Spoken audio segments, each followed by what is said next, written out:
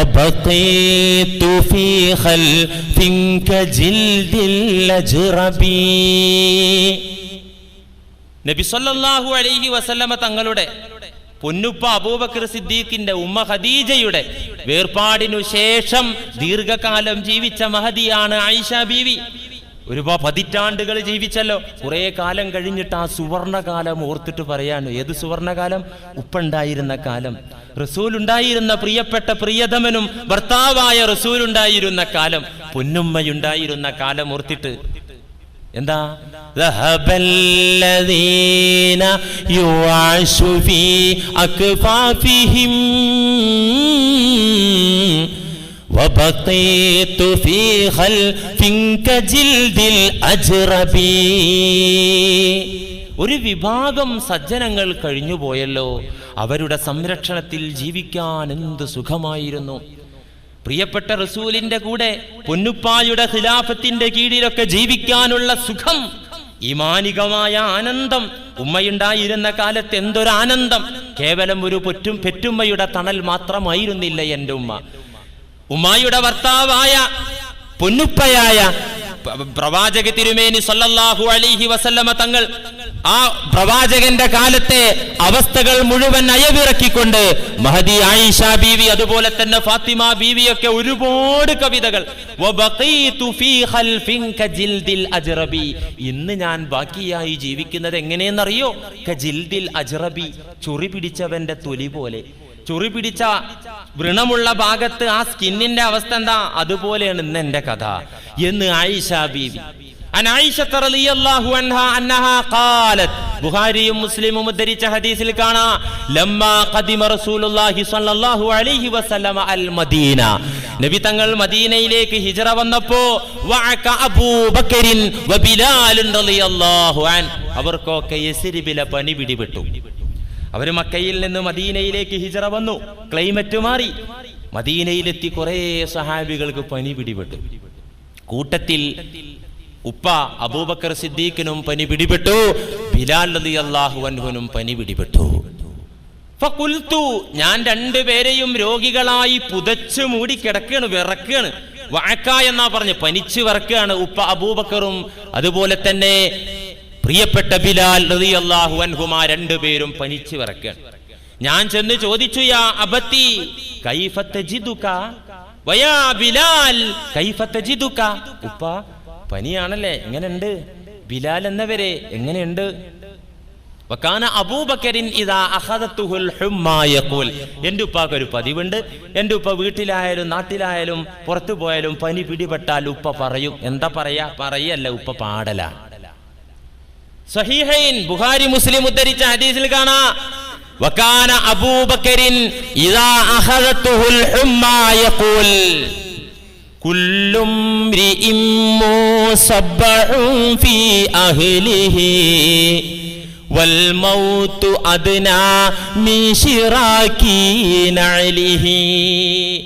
മോള് ഞാൻ ചെന്ന് ഉപ്പാനോട് ചോദിച്ചു, കൈഫ തജിദുക യാ അബത്തി, പൊന്നുപ്പ എങ്ങനെയുണ്ട് പനി? ഇപ്പൊ ഉപ്പ പതിവ് ശൈലി തെറ്റിച്ചില്ല. ഉപ്പ ഉടനെ തന്നെ ആലപിക്കുകയാണ്, കുല്ലും റിഇം മുസബ്ബഹു ഫീ അഹ്ലിഹി വൽ മൗതു അദ്നാ മിൻ ശിറാകി നഅലിഹി. മനുഷ്യൻ എങ്ങനെ നേരം വെളുത്തിട്ടെന്താ? പ്രഭാത സമയത്ത് അവന്റെ കുടുംബത്തോടൊപ്പം ഭാര്യ സന്താനങ്ങളോടൊപ്പം അവൻ പ്രഭാത സമയത്ത് സൗഖ്യത്തോടെ എണീക്കുന്നു, സന്തോഷവാനായി പുലർവേളയിൽ എണീക്കുന്നു. എന്നാലോ എങ്ങനെ എണീറ്റാലും വൽ മൗതു അദ്നാ മിൻ ശിറാകി നഅലിഹി, മരണദൂതൻ, മരണം അവന്റെ ചെരിപ്പിന്റെ വാറിനേക്കാൾ അവന്റെ അടുത്തു തന്നെയുണ്ട്.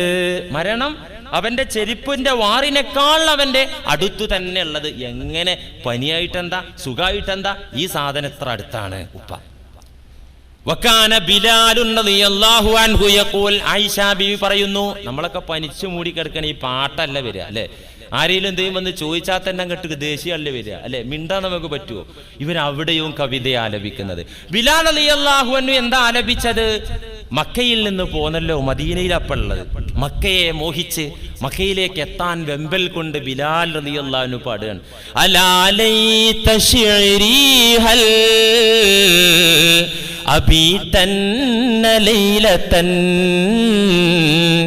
ബിവാദിൻ വഹൗലി ഇദ്ഖിറും വജലീലോ. എന്ത് നല്ല ആശയമുള്ള കവിത. എനിക്കറിയില്ല, എനിക്കാഗ്രഹമുണ്ട് ആ ഒരു താഴ്വര, ഇദ്ഖിർ പുല്ലും ജലീല് പുല്ലും, ഇദ്ഖിർ പുല്ലും ജലീല് പുല്ലും വളർന്നു നിൽക്കുന്ന ആ മരുഭൂമി. മക്ക എന്ന് പറയാതെ കവി പറയുന്നത് ഇദ്ഖിർ ജലീല് പുല്ലുകൾ നിറഞ്ഞ പ്രദേശം എന്നാണ്. നേരെ മക്കയിൽ പോകാൻ എനിക്ക് കൊതിയുണ്ട് നല്ല ബിലാൽ റളിയല്ലാഹു അൻഹു പറയുന്നത്. ഇദ്ഖിർ ജലീൽ പുല്ലുകൾ നിറഞ്ഞു നിൽക്കുന്ന ആ മരുപ്പറമ്പിൽ ഒരു ദിവസമെങ്കിലും മന്തിയുറങ്ങി മരിച്ചാലും കുഴപ്പമുണ്ടായിരുന്നില്ല. മക്ക വിട്ടു പോന്നല്ലോ, ഇപ്പൊ മദീനയിലാണല്ലോ ഉള്ളത്, ആ നാട്ടിലേക്കൊന്ന് പോകാൻ. അലാ ലൈത ശിഅരി ഹൽ അബീതന്ന ലൈലതൻ, ഒരു രാത്രി ആ സ്ഥലത്ത് പോയി അന്തി ഉറങ്ങാൻ പറ്റിയിരുന്നെങ്കിൽ. ബിവാദിൻ വഹൗലി ഇദ്ഖിറും വജലീലോ. മക്കയെ സൂചിപ്പിച്ച് പറയാൻ ആ പ്രദേശത്ത് ഒരു രാത്രിയെങ്കിലും അന്തി ഉറങ്ങാൻ പറ്റിയിരുന്നെങ്കിൽ. ഈ പാട്ട് കേട്ടപ്പോ ആയിഷ ബീവിക്ക് അത്ര ഇഷ്ടപ്പെട്ടില്ല. ഇതിപ്പോ എന്തേ വിധിയെ ചോദ്യം ചെയ്യുകയാണോ അതോ വന്നോടത്തേക്ക് തിരിച്ചു പോകാനുള്ള കൊതിയാണോ? ഏതായാലും ആയിഷ ബീവി ഇത് കേട്ടിട്ട്, റസൂലെ ഉപ്പ പനിക്ക് പറഞ്ഞ മറുപടി എന്നും പറയുന്ന മറുപടി എന്നെ പറഞ്ഞത്, ബിലാല് പറഞ്ഞ മറുപടി ഇതാണ് നബിയെന്നും പറഞ്ഞിട്ട് ആയിഷ ബീവി നബിക്ക് അങ്ങോട്ട് ആലപിച്ചു കൊടുത്തു. നബി സല്ലല്ലാഹു അലൈഹി വസല്ലം ഇത് കേട്ട് ഉടനെ ദുആ ചെയ്യാൻ, അല്ലാഹുമ്മ ഹബ്ബിബ് ഇലൈനൽ മദീന കഹുബ്ബിനാ മക്കത ഔ അശദ്, അല്ലാഹുമ്മ ഹബ്ബിബ് ഇലൈനൽ മദീന കഹുബ്ബിനാ മക്കത ഔ അശദ്. എന്താ ദുആ ചെയ്തത്? അല്ലാഹുവേ മദീന ഞങ്ങൾക്ക് പ്രിയങ്കരമാക്കി തരണേ റബ്ബേ, മദീനയോടുള്ള താല്പര്യം ഞങ്ങൾക്ക് ശക്തിപ്പെടുത്തി തരണേ റബ്ബേ, ഞങ്ങളിപ്പോൾ ഹിജറയായി വന്നെത്തിയ ഈ മദീന മണ്ണിനോടുള്ള താല്പര്യം സ്നേഹം വർദ്ധിപ്പിച്ചു തരണമേ.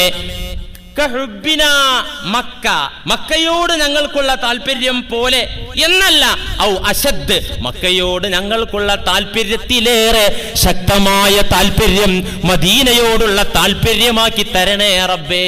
ഒറ്റ ദുആ നബി സല്ലല്ലാഹു അലൈഹി വസല്ലം ദുആ ചെയ്തു. ആ ദുആയുടെ മക്കയാണോ നല്ലത് മദീനയാണോ നല്ലത്? മക്കയാണോ പവിത്രം മദീനയാണോ പവിത്രം? രണ്ടൊരു തുലാസിലിട്ട് രണ്ട് തട്ടിലിട്ട് അളന്ന മക്കക്കാണോ മുൻതൂക്കം മദീനക്കാണോ മുൻതൂക്കം? നിങ്ങൾ പഠിച്ചിട്ടുണ്ടോ? ഹജ്ജിനും ഉംറക്കൊക്കെ പോയി ഇമ്മണി കണ്ടിട്ടും കേട്ടിട്ടൊക്കെ ഉണ്ടാവും. ഒന്നിനൊന്ന് മീതെ ഒന്നാണ് അല്ലേ? ലോകം മുസ്ലിങ്ങളുടെ സന്തോഷ സുദിനം, മക്ക വിജയദിനം, മക്കം ഫത്ഹിന്റെ നാൾ. അന്ന് അറേബ്യയിൽ കഅബ മന്ദിരത്തിന്റെ ചാരത്തു തടിച്ചുകൂടിയ മാനവരെല്ലാം സന്തോഷിച്ച സുദിനമാണ്. വിശ്വാസികൾക്ക് ആഹ്ലാദം, സന്തോഷം. എന്താ കാരണം? കഅബ മന്ദിരം ശിർക്കിൽ നിന്ന് മോചിപ്പിച്ചിരിക്കുന്നു, വിഗ്രഹങ്ങളെ അതിൽ നിന്ന് നീക്കം ചെയ്തിരിക്കുന്നു. ജാഅൽ ഹഖ് വസഹഖൽ ബാത്തിൽ ഇന്നൽ ബാത്തില കാന സഹൂഖാ. ആ മുദ്രാവാക്യത്തോടുകൂടെ കഅബ മന്ദിരത്തിലെ വിഗ്രഹങ്ങളെ തച്ചുടച്ച് നീക്കം ചെയ്തിരിക്കുന്നു. മക്ക ഇസ്ലാമിന് കീഴ്പ്പെട്ടിരിക്കുന്നു. വിശ്വാസികൾക്ക് സന്തോഷം, ആഹ്ലാദം. എന്നാൽ ഖുറൈശികൾക്കോ അക്രമികൾക്കോ അവർക്കും സന്തോഷം. അവരെന്തിനാ സന്തോഷിക്കുന്നത്? മുഹമ്മദ് കിരീടം വെക്കാത്ത രാജാവായി മക്ക മണ്ണിൽ കാലുവെച്ച മുഹമ്മദ്, എല്ലാ അധികാരവും കൈപ്പിടിയിൽ ഒതുക്കിയ മുഹമ്മദ് നിരുപാധികം അക്രമികൾക്ക് മാപ്പ് കൊടുത്തിരിക്കുന്നു. എല്ലാ അക്രമികൾക്കും ഖുറൈശികൾക്കും ദ്രോഹിച്ചവർക്കും കുഫാറുകൾക്കും മുനാഫികൾക്കും നിരുപാധികം മാപ്പ് കൊടുത്തിരിക്കുന്നു. അതുകൊണ്ട് ശത്രുക്കൾക്കും സന്തോഷം, എല്ലാവരുടെയും മുഖം പ്രസന്നമാണ്. ആ സമയം പുണ്യനബി കഅബ മന്ദിരത്തിന്റെ ചാരത്ത് നിൽക്കുന്നു, മതാഫിലൂടെ കണ്ണോടിക്കുന്നു. നബി തങ്ങൾ അൻസാരികളായ മദീനയിൽ നിന്ന് കൂടെ വന്ന മദീനക്കാരായ സ്വഹാബത്തിനെ ആ മതാഫിലൊന്നും കാണുന്നില്ല. കൂടെ വന്ന മദീനക്കാരായ അൻസാറുകളായ സ്വഹാബികളെ മതാഫിൽ എവിടെയും കാണുന്നില്ല. നബി തങ്ങൾ നാലുഭാഗവും പരതി നോക്കവേ മത്താഫിന്റെ ഒരു മൂലയിൽ അൻസാരി സഹോദരന്മാർ മദീനക്കാരായ സ്വഹാബത്ത് പൊട്ടിക്കരഞ്ഞ് കൂടി നിൽക്കുന്നു. എന്തിനാണ് അവർ കരയുന്നത്?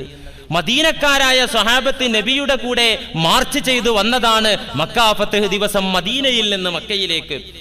എല്ലാം കീഴ്പ്പെട്ടപ്പോ, എല്ലാവരും സന്തോഷിച്ചപ്പോ എന്തിനാ മദീനക്കാർ കരയുന്നത്? അവരുടെ കരച്ചിലിന്റെ കാരണം എന്തേ? എന്തിനാണ് അവർ കരയുന്നത്?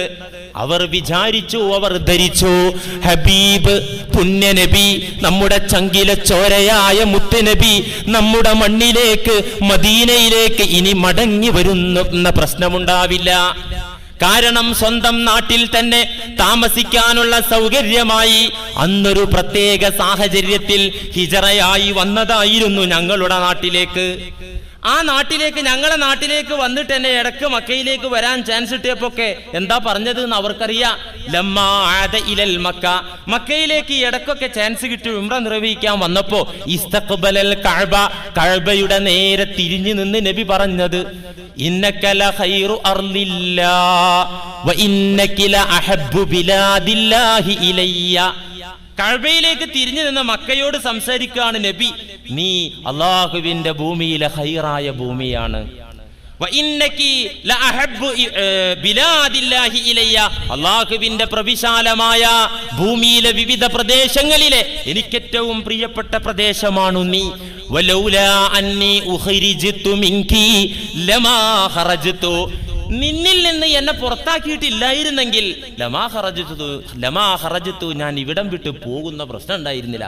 ഇങ്ങനെയൊക്കെ പറഞ്ഞത് അൻസാരികൾ കേട്ടിട്ടുണ്ട്, മദീനക്കാരായ സ്വഹാബത്ത് കേട്ടിട്ടുണ്ട്. അതുകൊണ്ട് മക്കയിൽ തന്നെ കഴിഞ്ഞുകൂടാൻ ചാൻസ് ഉണ്ടായപ്പോൾ ഇനി മദീനയിലേക്ക് വരികയുണ്ടാവുകയില്ല, ഇനി കൂടെ വരാതെ ഇവിടെ തന്നെ തങ്ങുമായിരിക്കാം എന്നോർത്തുകൊണ്ട് അൻസാരികൾ പൊട്ടിക്കരയുന്നത് കണ്ടപ്പോ നബി അവരുടെ ചാരത്തേക്ക് അതിശീഘ്രം നടന്നു ചെന്നിട്ട് അവരുടെയൊക്കെ തോളത്ത് തട്ടിയിട്ട് അവരെ ആശ്വസിപ്പിച്ചു പറഞ്ഞു, അൻസാരികളെ, മദീനക്കാരെ, എന്റെ സഹോദരന്മാരെ, നിങ്ങൾ എന്താ മനസ്സിലാക്കിയത്?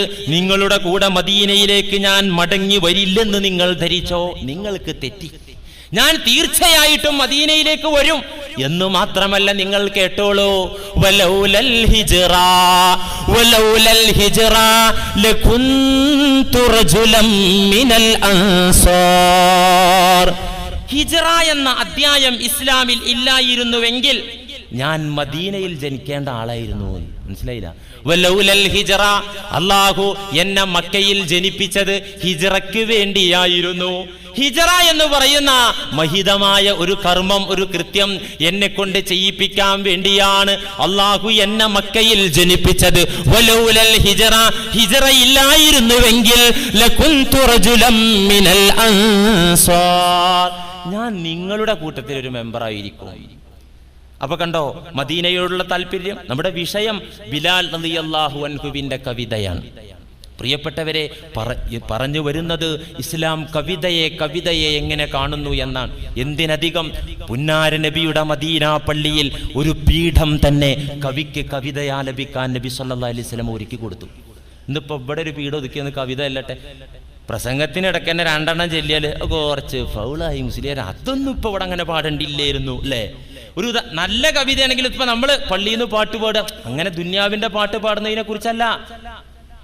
കാനൻ നബിയോ, ബുഖാരി ഉദ്ധരിച്ച ഹദീസിൽ കാണാം, കാനൻ നബിയോ സല്ലല്ലാഹു അലൈഹി വസല്ലം യളഉ ലി ഹസ്സാൻ ഇബ്നു സാബിത്തിൻ മിംബറൻ ഫിൽ മസ്ജിദി. ഹസ്സാൻ ഇബ്നു സാബിത്ത് എന്ന കവിക്ക് വേണ്ടി മദീന പള്ളിയിൽ നബി ഒരു മിമ്പർ സ്ഥാപിച്ചു കൊടുത്തു. യഖൂമു അലൈഹി ഖായിമ, ഹസ്സാൻ എന്ന കവി ആ മിമ്പറിൽ കയറി നിന്നിട്ട് യുഫാഖിറു അൻ റസൂലില്ല, നബിയെ വർണ്ണിക്കുന്നു, നബിയെ കുറിച്ച് പാട്ടുപാടുന്നു. ഇന്നിപ്പോ ആകെ റബീഉൽ അവ്വലിൽ നമ്മൾ ആ പാട്ട് കേൾക്കാറുള്ളൂ. മദീന പള്ളിയിൽ ഇടക്കിടക്കൊക്കെ കേട്ടിരുന്നു എന്നാ ഹദീസിലുള്ളത്. ഇന്ന് റബീഉൽ അവ്വലിലുള്ളതും കൂടി നിർത്തണം എന്നാണ് നമ്മളെ കൂട്ടത്തിലെ ചില ആളുകൾ പറയുന്നത്. ഇവരെ കേടുകൊണ്ട് പറയുന്നതാണ്. ഞാൻ പറയുന്നത് എന്നും ആക്കണം എന്നാണ്. നബിയെ വർണ്ണിക്കൽ ആ ഒരു മാസത്തിൽ മാത്രം ചുരുക്കാതെ എന്നും ആക്കണം. യുഫാഖിറു അൻ റസൂലില്ലാ, നബിയെ വർണ്ണിച്ചുകൊണ്ട് ഹസ്സാൻ പാട്ടുപാടുന്നു മദീന പള്ളിയിലെ മിമ്പറിൽ വെച്ച്. റവാഹുൽ ബുഖാരി.